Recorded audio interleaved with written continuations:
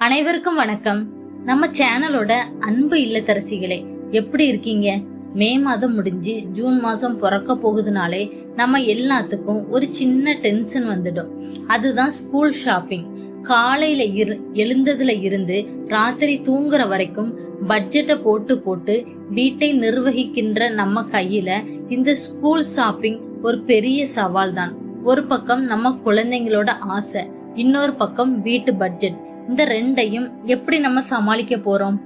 நிஜத்தை சொல்ல போனா, ஒரு கம்பெனியை நடத்துற மேலாளரை விட ஒரு வீட்டை நடத்துற இல்லத்தரசிகளுக்கு நிர்வாக திறமை அதிகம். அந்த திறமையை இந்த ஸ்கூல் ஷாப்பிங்ல எப்படி பயன்படுத்தலாம் தான் இன்னைக்கு பார்க்க போறோம். கதையே இல்லாம நேரடியா பாயிண்ட்டுக்கு வருவோம். உங்க பணத்தை மிச்சப்படுத்தி அந்த பணத்தை உங்களுக்கோ அல்லது குழந்தைகளுக்கோ வேற ஒரு நல்ல விஷயத்துக்கு பயன்படுத்த 8 சூப்பர் வழிகள் இதோ. கடைசி வரைக்கும் வீடியோவை பாருங்க. ஏன்னா நடுவுல நான் சொல்ல போற சில சீக்ரெட் டிப்ஸ் உங்களுக்கு ஆச்சரியமா இருக்கும். முதல் ஸ்டெப் என்னன்னா, உங்க வீட்டையே ஒரு சின்ன கடைன்னு நினைச்சுக்கோங்க. புதுசா கடைக்கு கிளம்புறதுக்கு முன்னாடி உங்க குழந்தையோட பழைய கபோர்டை கிளீன் பண்ணுங்க. இதுல 2 லாபம் இருக்கு நமக்கு. ஒன்னு வீடு சுத்தமாகும், இன்னொன்னு பழைய பொருட்கள் எல்லாம் திரும்ப பயன்படுத்தலாம்னு தெரியும்.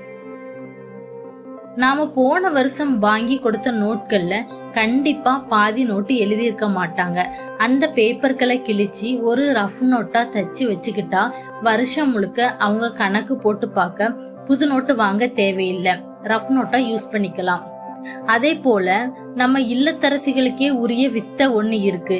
ஒரு பழைய பேக் அழுக்கா இருந்தா அதை நல்லா வாஷ் பண்ணி ஒரு ஜிப்பு மட்டும் மாத்தி பாருங்க, அது புதுசு போல ஜொலிக்கும். 1500 ரூபாய் செலவை வெறும் 50 ரூபாயில முடிக்கிற இந்த மேஜிக் நம்மளால மட்டும்தான் முடியும். இப்படி செய்யும் போது குழந்தைகளுக்கும் பொருட்களை வீணாக்க கூடாதுங்கிற ஒரு நல்ல குணத்தை கத்து கொடுக்கிறோம்.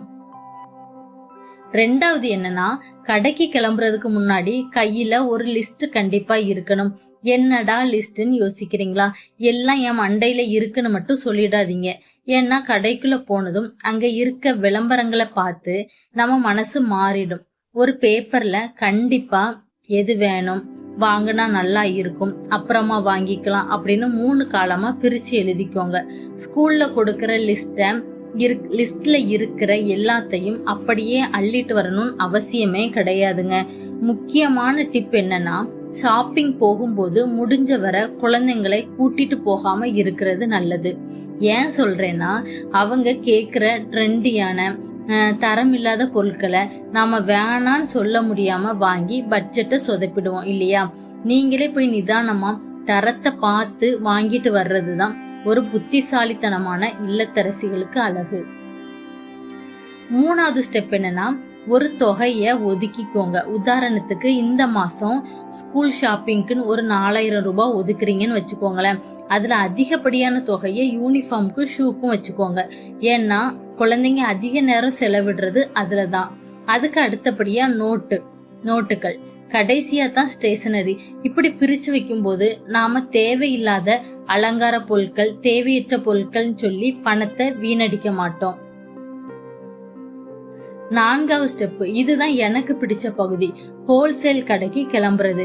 நம்ம வீட்டு பக்கத்துல இருக்க கடையில ஒரு பென்சில் 5 ரூபாய்னா ஹோல்சேல்ல 3 ரூபாய் தான். 2 ரூபாய் தானே யோசிக்காதீங்க. ஒரு வருஷத்துக்கு அவங்க பயன்படுத்துற எல்லா பொருட்களையும் சேர்த்தா இந்த 2 ரூபாய்ங்கிறது 500 ரூபாயா மாறும். உண்மையை யோசிச்சு பாருங்க, நிஜம் தானே? அந்த 500 ரூபாயில நீங்க வீட்டுக்கு தேவையான ஒரு பொருளை வாங்கிடலாம்ல. உங்க ஏரியாவுல இருக்க பெரிய மார்க்கெட்டுக்கு ஒரு அரை நாள் டைம் ஸ்பெண்ட் பண்ணி ஒதுக்கி போங்க. 1 டஜன் நோட்டு வாங்குறது, 1 பாக்ஸ் பென்சில் வாங்குறதுன்னு பல்க் ஷாப்பிங் பண்ணுங்க. அங்க விலைய நல்லா பேரம் பேசி குறைக்கிறதும் நம்ம இல்லத்தரசிகளுக்கு கைவந்த கலைதானே. அத அங்க தாராளமா காட்டுங்க. 5வது ஸ்டெப் என்னன்னா, ஆனா ஒண்ணு விலை கம்மியா இருக்குன்னு தரம் இல்லாத பிளாஸ்டிக்கை குழந்தைகளுக்காக வாங்கிடாதீங்க. தரம் இல்லாத பிளாஸ்டிக்னா என்னது? லஞ்ச் பாக்ஸ், அப்புறம் வாட்டர் பாட்டில், இந்த மாதிரி தரம் இல்லாதது வாங்காதீங்க. இதுல மட்டும் நீங்க ஒரு நல்ல பிராண்ட் அல்லது ஸ்டீல் பொருட்களை வாங்குறது தான் புத்திசாலித்தனம். இது ஒரு முறை முதலீடு.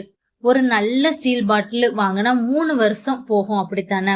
வருஷம் வருஷம் பிளாஸ்டிக் பாட்டில் 150 ரூபா 150 ரூபா வச்சு வாங்குறதுக்கு ஒரேடியா ஸ்டீல் பாட்டில் வாங்கிட்டீங்கன்னா 3 இயர்ஸ் கண்டிப்பா நல்லபடியா ரன் ஆகும்.